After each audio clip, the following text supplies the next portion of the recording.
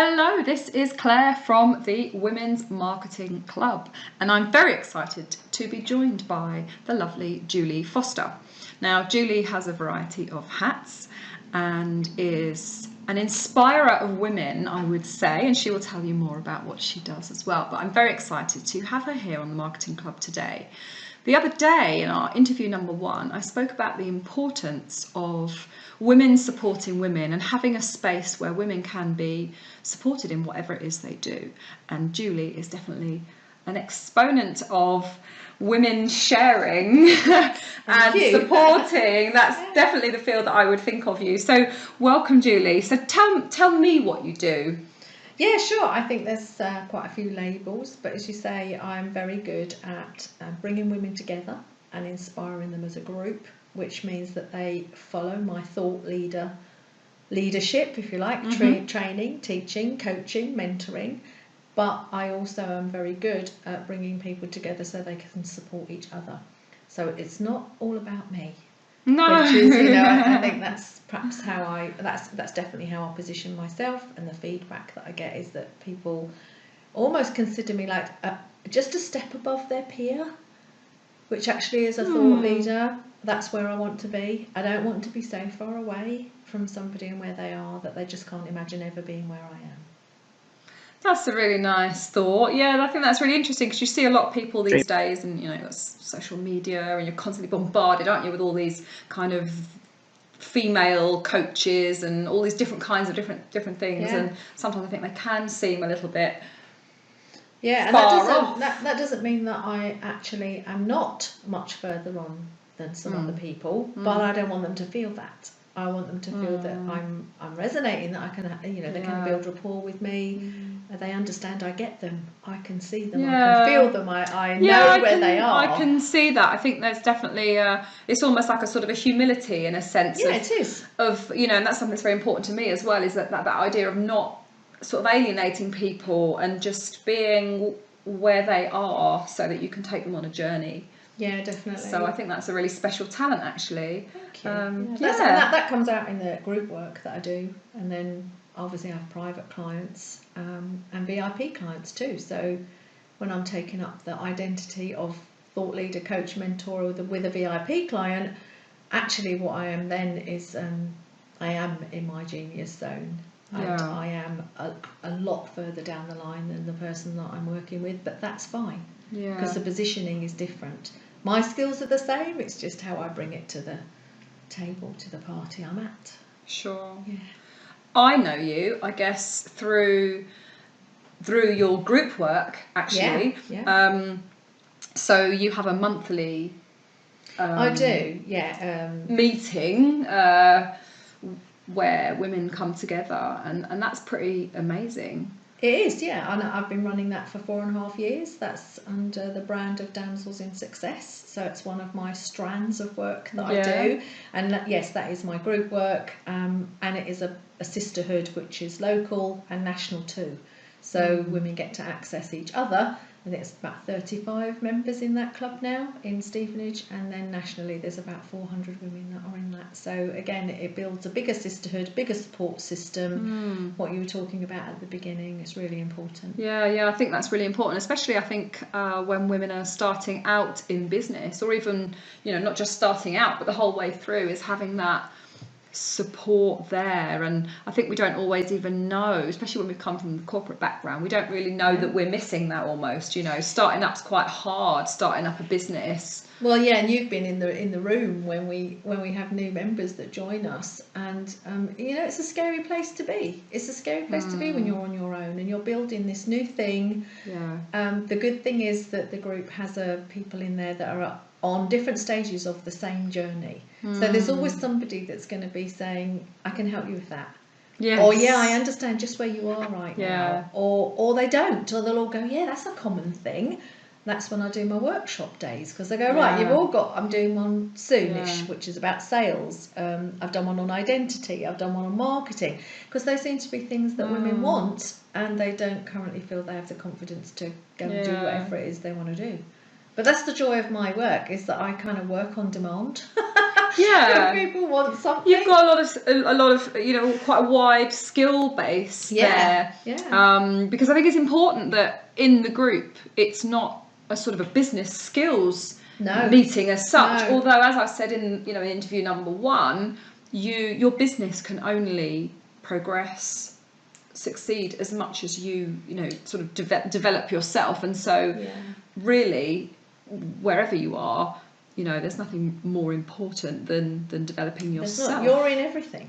Whatever you do, you're a part of it. So my work for 25 years now has been around it's the inner work.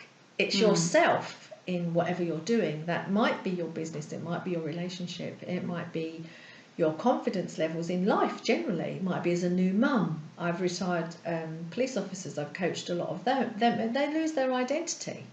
You take a uniform off, or a nurse, or anyone that's been in that kind of institution sort of role, and they suddenly don't know who they are anymore. Well, they're the same person, but they feel like they've taken their outer cloak off, and then they don't know who. It's like they're naked. They're standing there naked, and they don't even know what that looks like for themselves. So I have great joy in helping people find their identity. Who are they really? Yeah, it's interesting seeing people progress through the group over time. It's a beautiful thing to see. It is, we've seen great transformations of people. You wouldn't recognise them from when they come to the first couple of meetings. Yeah, definitely. I was just thinking about that. There's a few that come to mind, isn't there? But I'm just thinking how valuable that is, and I don't always think that women. I think when you leave, because many of us have left corporate life and then we've set up on our own. I think that very few women probably realise actually how important that is, to have some not just someone behind you, but something that's bigger than yourself behind you to support you, having your own sort of team of cheerleaders. And that's what it feels like, having that group. And that was one of the reasons why I wanted to speak to you today, because I think that that's something that's really important, and I want to really stress that to women that are starting out in their own businesses, or that are in, you might have been in your business for a while, but I don't think you can underestimate the importance of having people behind you, people that you can always reach out to, or when you're having those crappy days, or when you've been sitting in your pajamas all week at home on your own, and you're trying to get more clients and you're feeling a bit crappy. Just having that network of people that get you, that accept you, and that will sort of push you forward, and where you can always have that support. I think anybody out there that's listening today to this interview that we're doing, it's really the best way to know that you need that is to do it on your own and see what it feels like. Right? The biggest way to change anything is to feel the pain of doing it, how you're doing it, and know that it isn't easy, that it doesn't feel good. And I think what I find is some people are resistant to, when they're out on their own, they're out on their own. That's kind of part of the excitement. I'm going out on my own, right, and I'm going to do this. And then they get to a point where they think, this is hard. I don't know, everything is hard. You have to pay for everything. You have to pay for all these experts that you need, because suddenly you don't have your corporate team behind you. You don't. You've got to do everything. The IT department. You don't have the finance department. You have to resource everything that you do if you're building a business. Yeah. And when you are in a support network of people who are in collaboration with you and not in competition with you, that is just life-changing. Life-changing in terms of your freedom to really shine and be the person you are, and learn that you don't have to do everything when you're on your own. It's better to find your genius zone. You be in your genius zone of your pure identity, who you are, what you're here for, and know that there's other people out there that can support you to do the rest. Huge learning. I think that's what I'd like to pick up on something that you said there a moment ago about that idea of competition. And I think that there's a lot, there are a lot of people, it's like when you start out and you go to networking meetings, you know, some groups even operate you can't come in this group. If you're a coach, then you can't come in this group because we've already got a coach. Whereas the interesting thing is that when you when I set my own women's support business sort of group up when I started, for exactly that reason, because it's like, I've suddenly got to find all these experts and skills that I need, and oh my God, I can't afford to do that. I know, I'm going to set up a group to create that for our community. And that was quite an interesting thing, that actually when I spoke to a lot of the women, you found that by introducing people that had similar skills, that sometimes one of them might do really well or have too much work on, and then they were like, hang on a minute, who was that woman I met that did something similar? And then they were in a position to give people work. And so there's a bit of a misconception around that whole idea of competition, that you have to be like you say, sharpening your elbow. And when you work in your feminine, when you work with your feminine and your masculine energy, because we need them both. I'm not saying we don't need our masculine. Of course we do. We need that for structures. We need that for order. We need our masculine to do our planning for us. We need our masculine to give us strength and be a bit courageous sometimes. But if we're going to be in our feminine flow, then all of that just takes care of everything else, and then we can be who we really are from a feminine energetic point of view, which means we are quite naturally collaborators, we are supporters, we are nurturers, we are kindness, and I think when you go out on your own, that was a learning for me in the beginning, you don't have to be a man.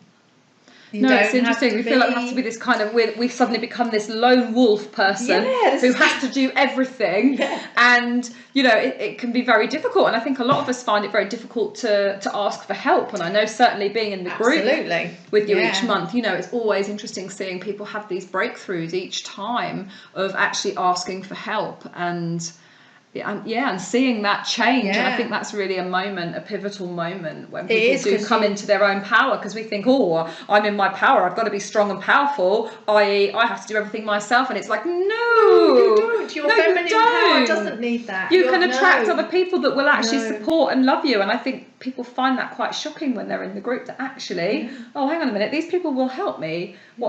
Just for the love of helping and supporting other women, and that's a beautiful thing. This is a new paradigm we're in. It's a really new, and there are small groups around, and a lot of people speaking about this. And what my passion is about is just keeping on with the small changes that I can make in my work. And I see a lot of other women doing this too, and some men too. Which is amazing, because I know that we'll only ever get where we need to get if we start harmonising. If we stop fighting each other and thinking it's the other one's fault. Sure. And we do that internally. Our masculine and feminine energy will fight each other sometimes. Yeah. When you can get really good at asking for what you want, you can get really good at being open to receiving it as well, then our feminine can shine. So what would your advice be to anybody who is just starting up or thinking about starting up? Is there any advice that you had that really helped you, or any advice that you wish you'd been given? I think there's two key things. One is about really getting to know yourself, and I would always recommend working with a coach to do that, because we can't undo what our mind has already made up for us without someone questioning and holding us to account for that and supporting us to do that. And secondly, just surround yourself with people that are going to be good for you, and that you can be serviced by, and also you can service them. So all round you're getting value, but doing it on your own and thinking that you know everything you need to know about yourself and the world that you're treading into, whether it be new motherhood, change of career, retiring, starting a business, whatever that is. If you don't know yourself and your inner self very well, you will struggle. So I think my advice would be that. And I know my own experience. I can speak with experience, because I didn't know all this when I started out. No, neither of us did. It's a long journey, isn't it? Kind of for the last 9 years I've been in support groups and had help, and been open to receiving, and I've spent thousands of pounds on my own coaches and mentors, and I know myself pretty well now, but there's always more to learn. And that's the other thing, you know, never think you're finished. You're never finished. Life will always give you opportunities to grow even more, to get even bigger, to shine even brighter. And I'd love to be a part of that. Yeah, beautifully put. Yeah, absolutely. So what inspired you to do what you do? Really, in the first place, I was in corporate life. My son had a trauma in his life which resulted in him having insomnia. And I am a natural researcher and learner, and I went out and I found everything out I could about insomnia, how you deal with it, which led me into psychology. And I thought, well, I'm going to study psychology. So I did. And then I went on a business course and learned how to be a coach and to use psychology to help. And I was passionate about helping women.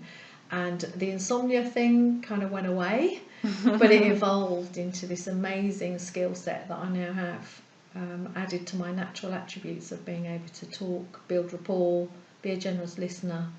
All of the things that just, you know, when you get in your purpose. Yeah. But that's how it started, by a need. You know, I think that's what we sometimes, what's the saying? You teach what you need to learn. Yes, definitely. Yes, that's one of my favourites. It's wonderful hearing all of this stuff from you. I mean, obviously we talk a lot, and you know, are both real champions of growth, self-growth, self-help, self-love, and all of those things is so important for women. So it's fantastic to speak to you and hear a bit more about you and your own journey. So thank you very much for speaking to us today. And how can women, if people are hearing this, women are hearing this and they want to get in touch with you, speak to you about coaching or group working or mentoring, any of those kinds of things, how can they get in touch? What's the best way? Yeah, probably the easiest way. Everybody's good with email, and we're getting less each day, so I like that now. So it means that you know that it sticks out. But it's julie@juliefoster.co.uk. Fantastic. Thank you very much. All right. Thank you for Julie. Pleasure.